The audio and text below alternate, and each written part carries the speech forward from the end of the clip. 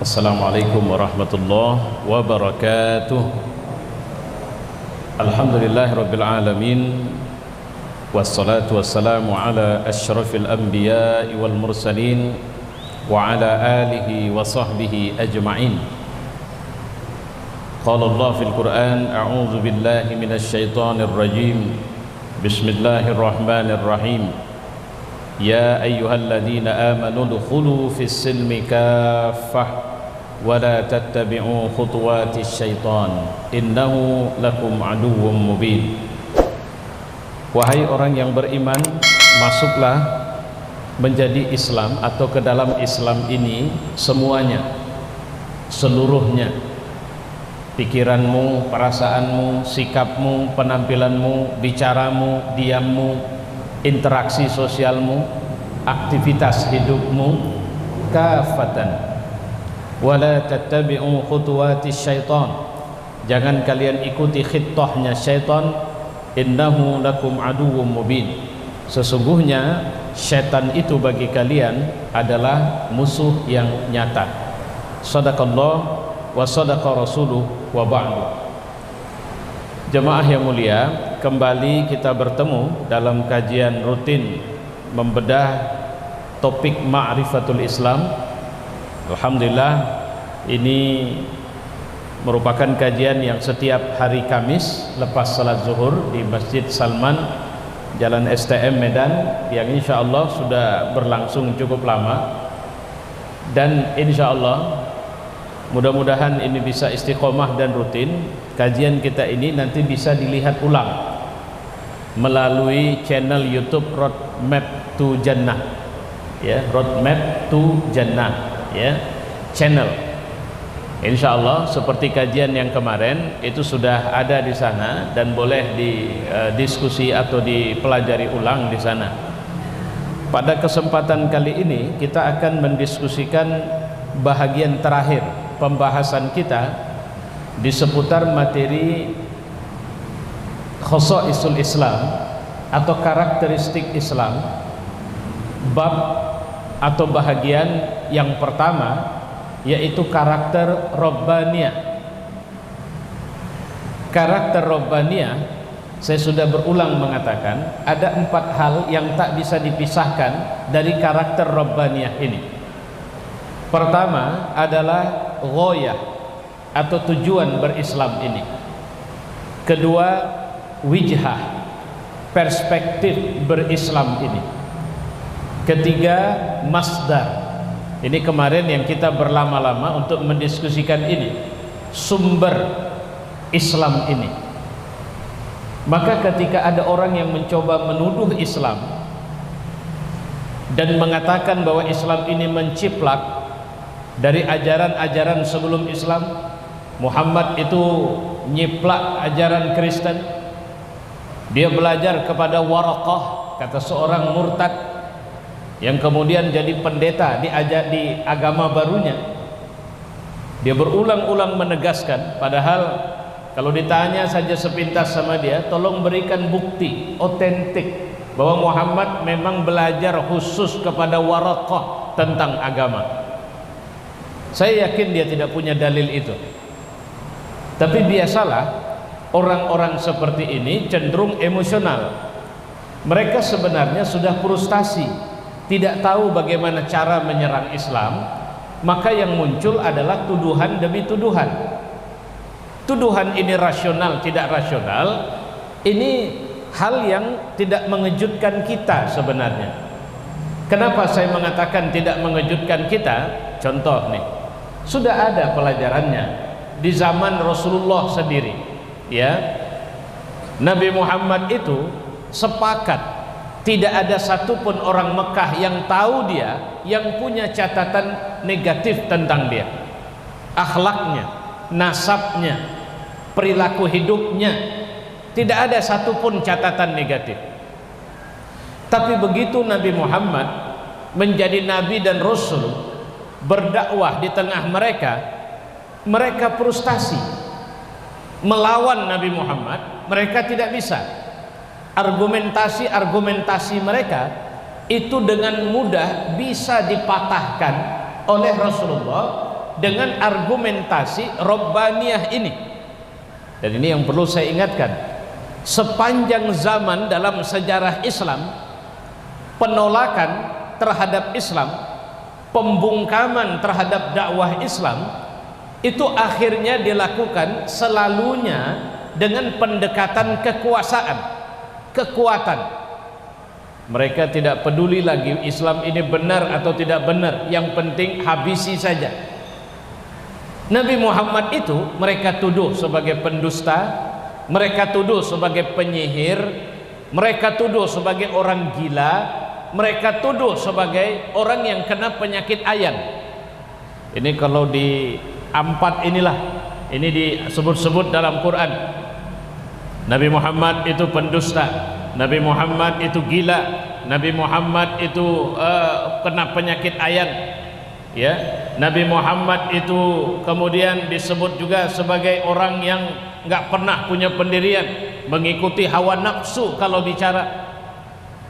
Menunjukkan tidak stabilnya, tidak jelasnya, tidak fokusnya mereka, yang penting serang saja. Bagaimana mungkin orang gila disetarakan? Oh, mungkin ada orang gila kena penyakit ayan. Terus gimana bisa menuduh orang gila sebagai pendusta? Bisa menuduh orang gila sebagai ikut hawa nafsu saja? Artinya tuduhan yang masing-masing tuduhan sebenarnya tidak berhubungan satu sama lain. Tapi itulah karakter tuduhan. Yang penting habisi, yang penting rusak, yang penting pokoknya orang-orang yang lemah, apalagi kalau orang-orang yang takut kehilangan kekuasaan, kesenangan hidup, pasti akan menjauh, tidak akan mau macam-macam begitu.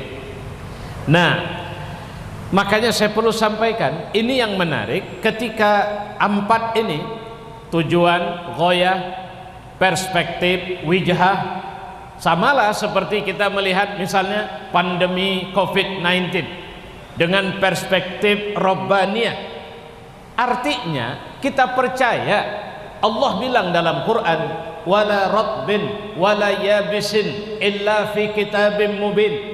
Tidak ada satupun yang basah, yang kering, kecuali sudah ditetapkan, dicatat dalam lauh mahfuz. Artinya itu under control, itu dalam pengawasan Allah, nggak ada yang hilang dari kendali Allah. Persoalannya bagaimana kita bisa melihat dalam perspektif bahwa semua ini adalah tidak lepas dari pengawasannya Allah Subhanahu wa taala, dan pasti ini tidak buruk sama orang beriman. Tidak mungkin Allah membiarkan ada keburukan terjadi bagi orang beriman. Ini yang perlu saya ingatkan sama kita ini. Ustaz, bagaimana tidak ada keburukan sementara ada satu negeri di mana orang sholat saja disakiti, di mana orang mengaji dibubarkan, di mana ulama-ulamanya ditangkap, dipenjarakan, dihinakan, dituduh macam-macam, dituduh keras dan semuanya. Tetap saja ada kebaikannya. Allah tidak menimpakan satu ujian kepada seseorang atau kepada satu kaum atau kepada satu bangsa yang mukmin kecuali sebenarnya melalui ujian itu Allah ingin menunjukkan kita tampil di muka bumi dengan kelas yang tertentu. Apa bentuknya? Bisa kesabaran kita, bisa keteguhan kita. Karena orang jadi heran, ada orang yang mau dipenjara padahal di dalam penjara dia disakiti, di luar penjara dia bisa makan enak, dielu-elukan kesana kemari gitu. Kalau ini dihubungkan dengan ulama misalnya, kesana kemari pergi disambut orang, cium tangan, telapak tangannya dicium, punggung tangannya dicium, nggak bisa cium tangan, dipegang bajunya, terasa dapat berkah kalau pegangan sama dia, tapi ternyata dia lebih mau dipenjara, dipenjaralah, kira-kira begitu. Walaupun di penjara tidak ada lagi orang yang menyebut-nyebut namanya. Apa pelajaran yang bisa diambil dari semua ini sebenarnya? Keteguhan, ketegaran, istiqomah dan Allah tidak meninggalkannya. Saya pernah membaca buku tentang satu gerakan Islam yang mereka itu dipenjara. Bayangkan, disitulah jujur membaca buku itu saya menitiskan air mata. Di masjid ini ada mungkin sekian banyak mushaf yang bisa tersusun rapi, jarang dipakai, jarang dibaca. Tapi mereka begitu masuk penjara, selnya itu diceritakan, selnya itu kalau nggak pakai atap. Kalau siang kepanasan, kalau malam kedinginan, kalau hujan mereka terendam di situ. Masing-masing orang satu sel, satu orang. Tapi yang menarik, walaupun mereka berada di masing-masing sel satu orang, tapi ternyata setiap datang waktu sholat mereka tetap sholat berjamaah. Ada yang pegang mushaf Quran 30 juz, itu kebetulan ada kesempatan, yang tidak hafal Quran itu menangis minta kepada kawannya, berikanlah, potong atau paruhlah lembaran Quran itu, berikanlah lembaran yang kau tidak sedang membacanya, karena aku tidak hafaz, aku ingin membaca Al-Quran. Coba bayangin, apa yang dituntut dari mereka? Apa mereka melakukan sebuah kesalahan? Tidak. Apa mereka melakukan pengkhianatan terhadap negara? Pimpinan mereka, garis perjuangan mereka bahkan dikenal sebagai para pahlawan di negeri atau negara itu. Apa mereka sedang merencanakan pemberontakan?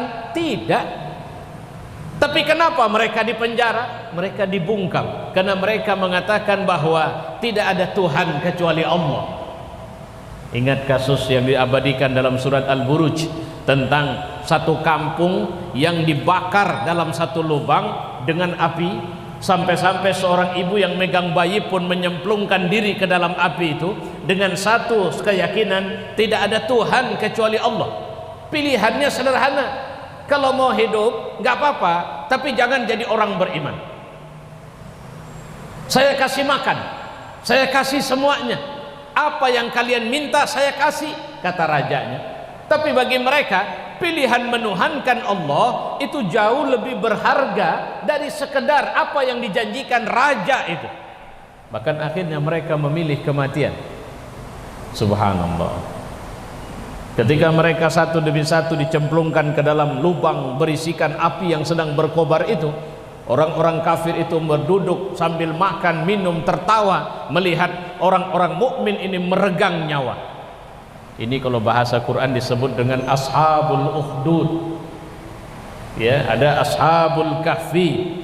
Disebut ashabul ukhdud kenapa? Karena mereka beriman kepada Allah, kemudian mereka diterjunkan masuk ke dalam api.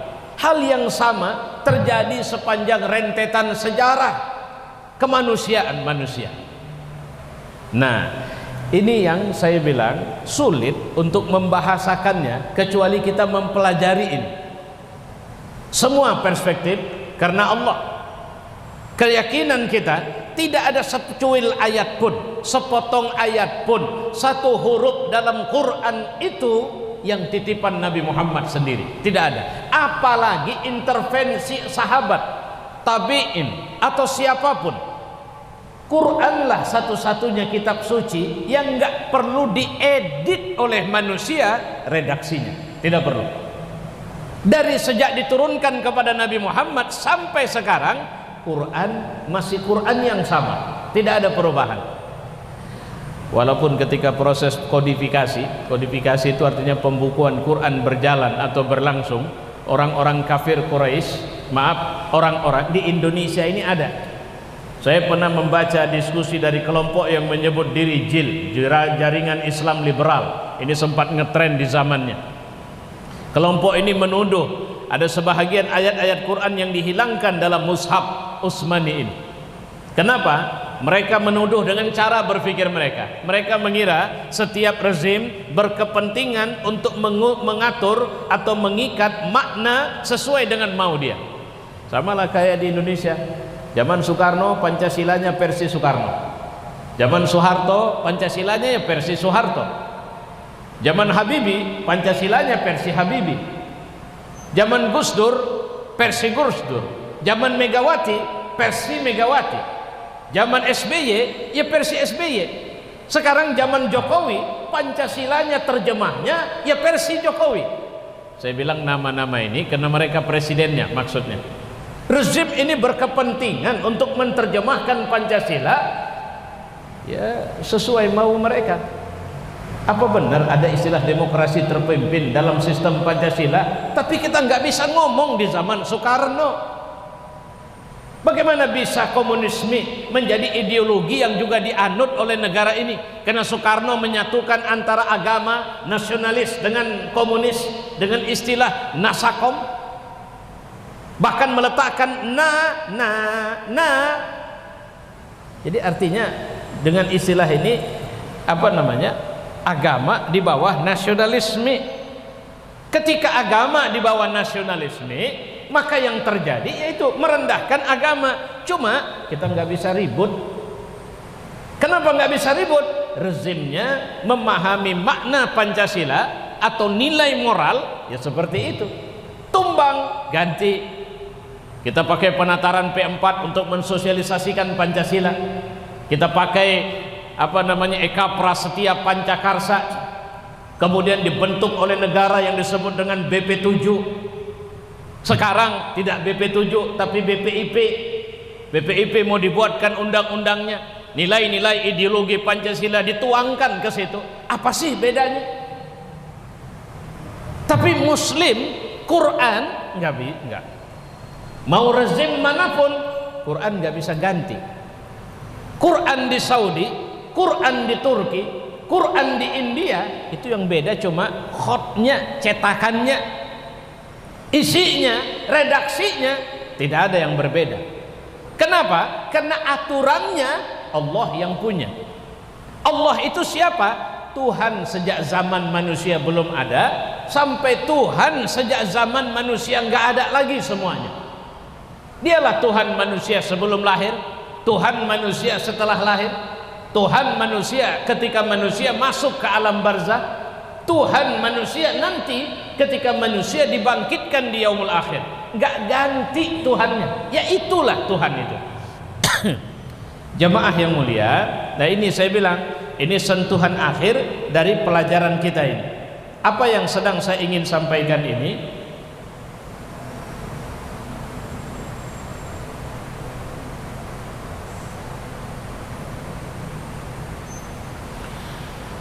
ada 4 muatan setelah kita meyakini manhajnya adalah manhaj Rabbani. Apa isi manhaj Rabbani? Akidahnya akidah Rabbani, kemudian ibadahnya ibadah Rabbani, akhlaknya akhlak Rabbani, hukumnya hukum Rabbani.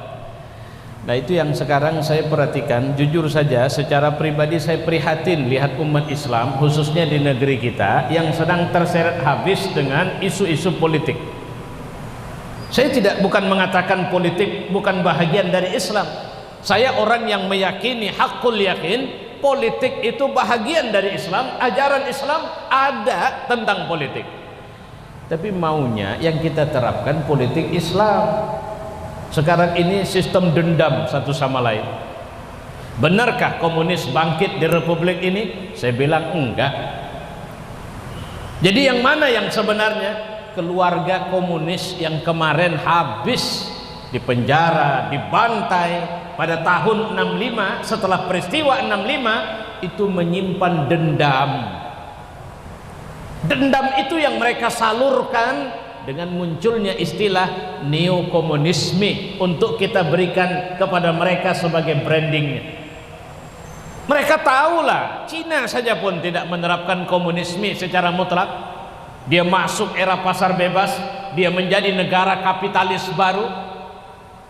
Tapi kenapa sekarang banyak kebencian terhadap Islam, kebencian kepada aparatur tertentu di republik ini yang dikumandangkan oleh kelompok keturunan ini atau orang yang bersimpati kepada mereka dengan dalih HAM atau apapun. Itu ya memang akhirnya mirip-mirip saja, karena orang kalau sudah dendam apapun akan dia lakukan. Masa ada orang Islam nyoret-nyoret masjid? Impossible itu. Ada orang Islam nikam ulama, udah nggak benar itu. setidaknya orang menikam ustadz lagi ceramah itu sejahat-jahat orang. Saya bilang nggak waktu ceramah itu dia pilih waktu. Ada ustadz jadi lagi imam, sedang mimpin sholat, ditikam oleh jemaah yang juga sholat. Itu pasti setan itu manusianya, menganut ideologi setan. Apa ideologi setan? Dendam, hikid, khusumat, dengki. Nah, disinilah walaupun semarah-marahnya kita sama orang, ini yang saya sering mengatakan, Pak, jangan ikut rame-rame untuk mengamini tindakan-tindakan yang tidak islami secara moral. Kenapa tidak kita mendoakan kebaikan bagi seseorang? Ya, kenapa tidak kita melakukan segala sesuatu dengan cara-cara yang memang diajarkan dalam Islam? Ada satu kampung, saya baru baca satu hadis kemarin dalam kumpulan hadis Sahih Muslim. Tapi yang saya baca ini Syarhus Sunnah yang ditulis oleh Imam An-Nawawi, ya, terhadap syarah dia terhadap hadis Sahih Muslim. Yang menarik di situ, ketika para sahabat membenci satu kaum, ngamuk, sampai-sampai mereka mengatakan, ya Rasulullah, laknatlah mereka. Sampai-sampai kalimatnya, semoga Allah mencelakakan mereka. Nabi malah berdoa, ya Allah, kau berilah hidayah kepada mereka, kau berikan kebaikan kepada mereka, sampai mereka dekat dengan Islam ini sedekat-dekatnya. Saya pertama baca ini agak terikut rendong emosi kita juga memang. Wah, kalau begitu ada dalil nih bahwa Nabi membenarkan kita mendoakan keburukan bagi saudara kita muslim yang lain.